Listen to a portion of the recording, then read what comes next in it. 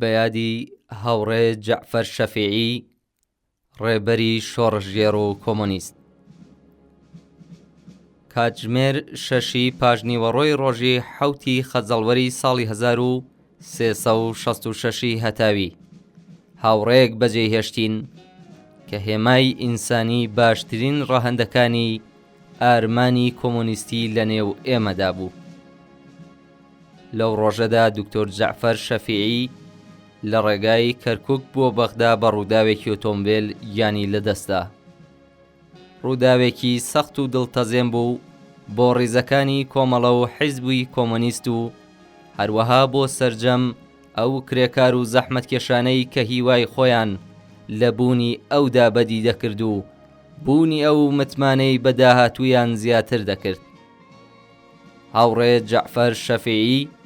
سیمایەکی ناسراوی ناو بزوتنەوەی کۆمۆنیستی ئێران، ڕێبەرێکی خۆشەویستی ناوکرێکاران، هاوڕێیانی حیزبی و جەماوەری ستەملێکرا و خەباتکاری خەڵکی کوردستان لە زومرەی ئەو دەگمەن ڕێبەرانە بوو کە بزوتنەوەی کۆمۆنیستی دەبێ ڕەنجی ساڵانێکی دوور و درێژ لە خەبات و تێکۆشان و گەلێک ئەزموونی سەخت و دژوار تێپەڕێنێت بۆ ئەوەی هاوشێوەی ئەو لە داوێنی خۆیدا پەروەردە بکات. هاوڕێ جەعفەر شەفیعی لە ماوەی ساڵانێک خەبات و تێکۆشانی سیاسی لە دژی جەور و ستەمی سەرمایە، لە دژی ڕژیمی شا و ڕژیمی کۆماری ئیسلامی و هەروەها لە ڕێبەریکردنی بزوتنەوەی شۆڕژگێڕانەی خەڵکی کوردستان کۆمەڵێک ئەرک و بەرپرسیارەتی قورسی لە ئەستۆ بوو. هاوڕێ جەعفەر لە جێگە و پێگە و بەرپرسیارەتیە تەشکیلاتیەکاندا لە کۆمیتەی ناوەندی کۆمەڵە و دەفتەری سیاسی و کۆمیتەی ناوەندی حیزبی کۆمۆنیستی ئێران، لە سەرنووسی ڕادیۆی دەنگی شۆڕشی ئێران ڕادیۆ کۆمەڵە، سەرنووسەری گۆڤار و بڵاوکراوە حیزبیەکان، لە نووسین و وتارەکانیدا ئەرک و مەئموریەتیە تەشکیلاتیەکان و بەگشتی لە ڕاپەڕاندنی سەرجەم ئەرکە سیاسی و حیزبیەکانیدا نمونەیەکی بەرجەستە بوو لە کارزانی و فیداکاری و یەکێک بوو لە ئاڵا هەڵگران و پێشڕەوانی شیا و ماندوونەناسی کۆمەڵە و حیزبی کۆمۆنیستی ئێران لە بواری بانگەشە و پەرەپێدانی کۆمۆنیزم، لە قاودان و ئاشکراکردنی فریوکاران و دوژمنانی جەماوەر و چینی کرێکار. دکتۆر جەعفەر شەفیعی وەک پزیشکێکی شۆڕژگێڕ و یار و یاوەری خەڵکی زەحمەتکێش ناوبانگ و خۆشەویستیەکی ئەوتۆی بەدەستێنا کە بەدەستێنانی هەرگیز کارێکی ئاسان نییە. پەیوەندی ئەو لەگەڵ خەڵکدا وەک پزیشکێک بە هیچ شێوەیەک نەدەکرا تەنیا لە چوارچێوەی هەستکردن بە بەرپرسیارەتی و ویژدانی پیشەییدا کورد بکرێتەوە. بە پێچەوانەوە شێوازی ئەو بە تەواوی ناپیشەیی بوو. لەم بابەتەشدا وەک شۆڕژگێڕێکی ڕاستەقینە خۆی نیشاندا، خۆشترین ئەرک و سەردان و چاودێری دڵسۆزانە و بێبەرامبەری بۆ نەخۆشەکان و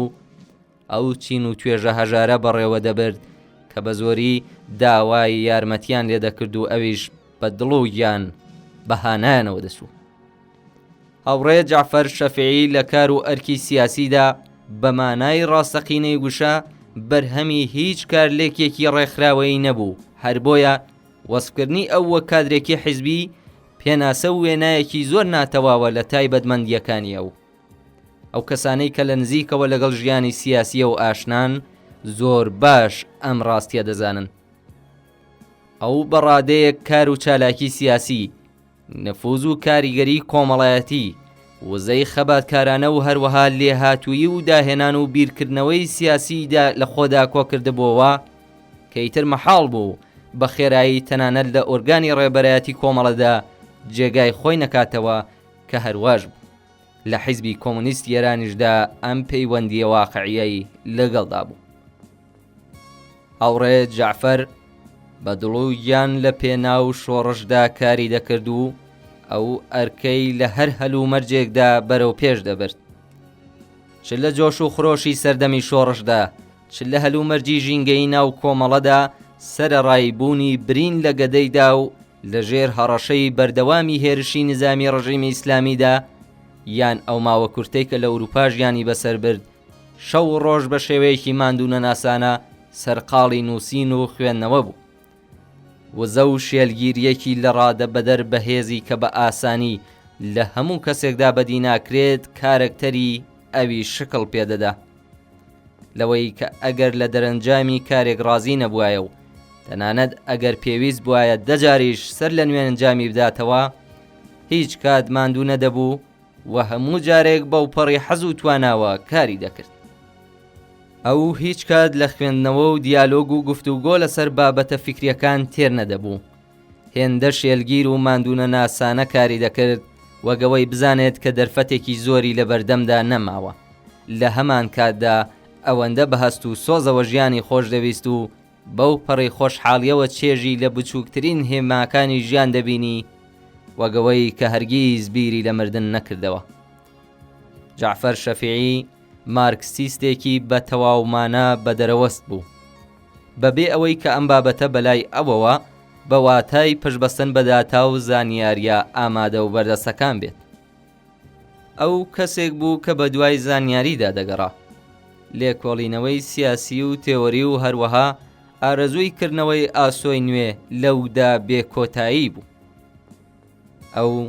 هاوشێوەی ئەو ڕەوتەی کە خۆی یەکێک بوو لە باشترین نوێنەرەکانی ڕێبوارێکی ڕێگای نادیار بوو. سەرڕای ئەو هەموو پەیوەندیە ناوچەیە بەربڵاوەی کە بووی، بەڵام بەدوور بوو لە ناوچەگەرێتی. لەگەڵەوەی کە خۆی لە حیزبی کۆمۆنیستی ئێراندا دەدیتەوە، بەڵام تا دەهات چوارچێوەی سۆسیالیزمی ئێرانی بۆ خۆی بەرتەسکتر هەست پێ دەکرد. هەزر و پەیوەندی فکری و هەوڵەکانی ئەوی هەرچی زیاتر بەرەو بزوتنەوەیەکی جیهانی ڕادەکێشە،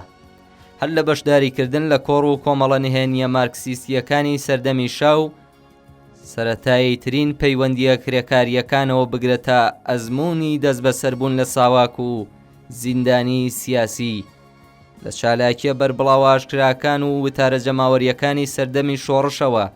تا گەشتە سیاسیەکان لە کوردستان و بەشداریکردن لە وتوێژ و دانوستانە جۆراوجۆرەکانی کە کۆمەڵە لەگەڵ لایەنە سیاسیەکان و لەوانە جارێک لە ساڵی 1358 هەتاویدا لە هەیئەتی نوێنەرایەتی خەڵکی کورد لەگەڵ ڕژیم ئیسلامیدا بووی، لە بەرەو پێشبردن و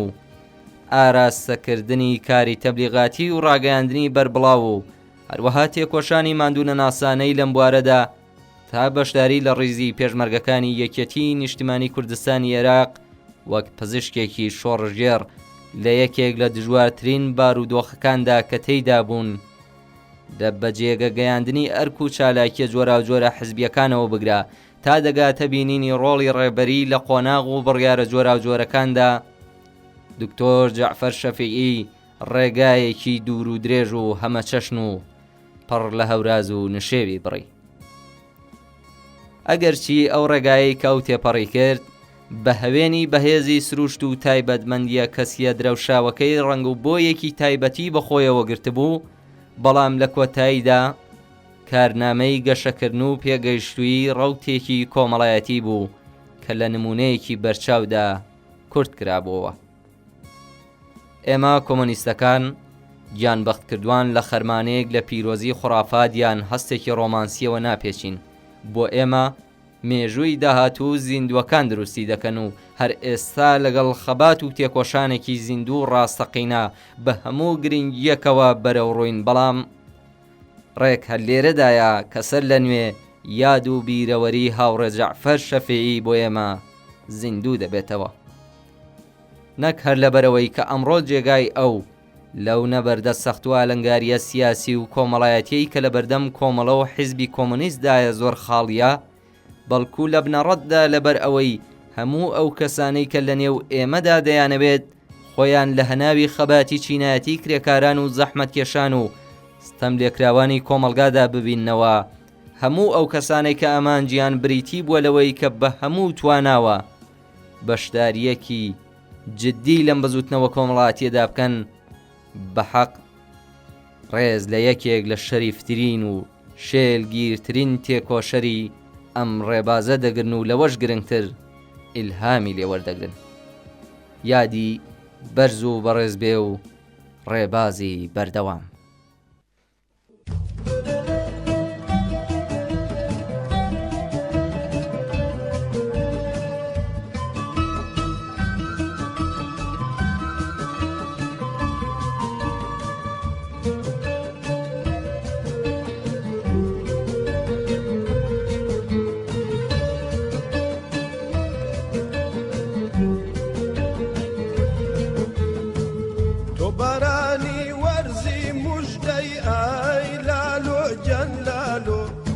بەسەرمانە دەباری نەمردووی هەرماوی تۆ بەرانی وەرزی موژدەی ئای لالۆ جەلالۆ بەسەرمانە دەباری نەمردووی هەرماوی تۆ هەتەوڕێتە و نێرگز چاوتە وای لالۆ جەلالۆ لە جانمانە ڕووباری نەمردووی هەرماوی تۆ هەتەوڕێتە و نێرگز چاوتە وای لالۆ جەلالۆ لە جانمانە ڕووباری نەمردووی هەرماوی تۆ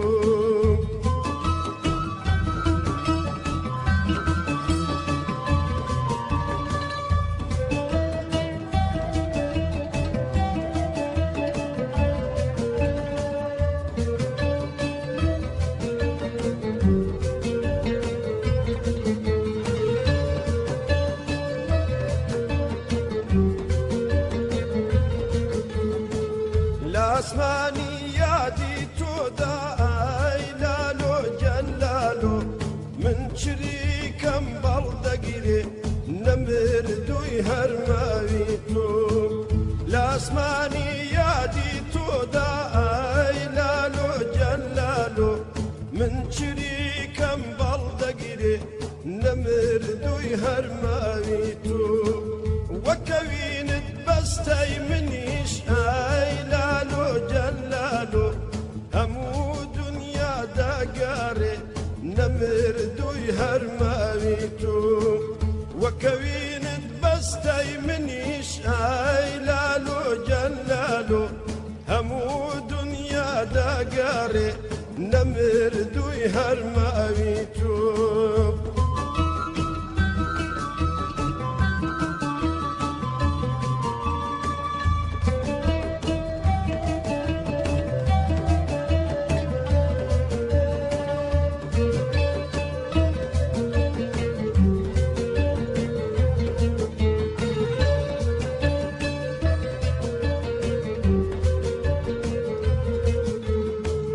یەشمکەوە گوڵاستێرەی ئای لالۆ جەلالۆ خۆشەویستی شاوانم نەمردووی هەرماوی تۆ یەشمکەوە گوڵاستێرەی ئای لالۆ جەلالۆ خۆشەویستی شاوانم نەمردووی هەرماوی تۆ من بەبێ تۆ ڕێی چوونەوەی ئای لالۆ جەلالۆ کوردستانم نازانم نەمردووی هەرماوی تۆ من بەبێ تۆ ڕێی چوونەوەی ئای لالۆ جەلالۆ کوردستانم نازانم نەمردووی هەرماوی تۆ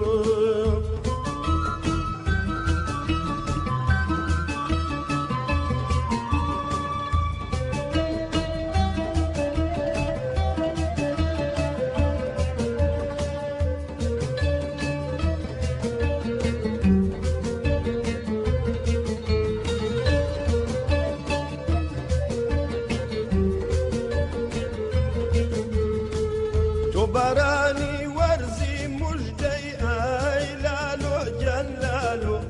بەسەرمانە دەباری نەمردووی هەرماوی تۆ بەرانی وەرزی موژدەی ئای لالۆ جەلالۆ بەسەرمانە دەباری نەمردووی هەرماوی تۆ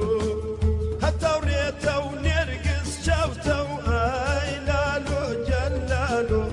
لە جانمانە ڕووباری نەمردووی هەرماوی تۆ هەتەوڕێتە و نێرگز چاوتە وای لالۆ جەلالۆ لە جان